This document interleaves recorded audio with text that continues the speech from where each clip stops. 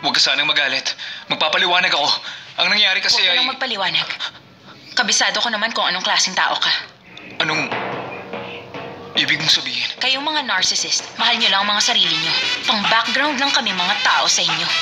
Naisip mo ang kapal ng mukha ko magpahalik sa'yo, kaya mo ako tinulak, no? Ha? Hindi, Miss Kim. Mali ka.